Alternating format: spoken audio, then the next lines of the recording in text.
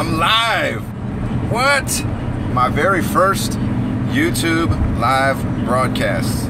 What's up, guys? Sean Mathis here. So listen, had a great lunch with a good friend of mine, Pujan Patel.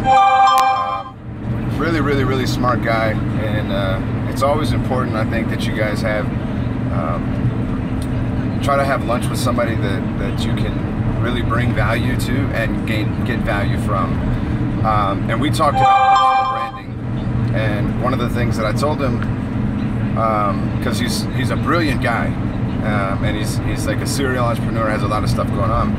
But what I said was, man, you really got to have a personal brand. Like, you really got to, one of the things that you got to work on is building that personal brand, because you have so much to share, Pujan. You've got so much in that head of yours that you need to start sharing and really build that brand on.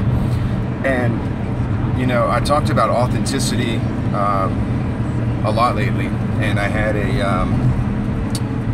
a message from somebody on Facebook who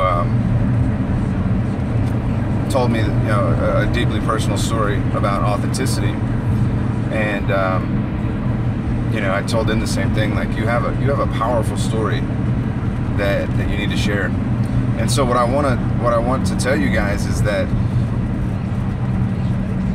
if you're in sales or you own a business, that personal branding is so powerful. Like, I think we spend so much time, especially small business owners, spend so much time trying to get their name out there and build their brand, and they totally abandon the idea of building a personal brand. But at the end of the day, you have to understand that people do business with people. I'll say that again. People do business with people. And they want to know who you are.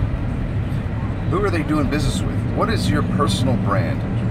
Your company brand is great, but since the advent of social media, the lines between personal brand and company brand have become very blurred.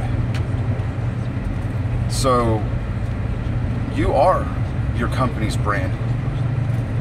You know, the idea that my personal life is my personal life, and that's, you know, separate from my business life or my business brand, that notion is no longer valid today. I'm telling you right now. So you got to really think about what your personal brand is. If you haven't decided, if you haven't developed that, there's some exercises that you can do to define your brand. But you got to define who you are, and you got to define who, you know, what you want your customers to know about you, what you want them to understand about your brand, like what you stand for. And if you can't articulate that, how then can you articulate that to the customers, or how can you expect the customer to understand and know exactly why they should be doing business with you? So, a couple thoughts on personal branding. They're a must. You got to have it. If you don't have one defined, write it down, think about it, and then the next step is decide how you're going to articulate that brand and how you're going to get that brand to the masses.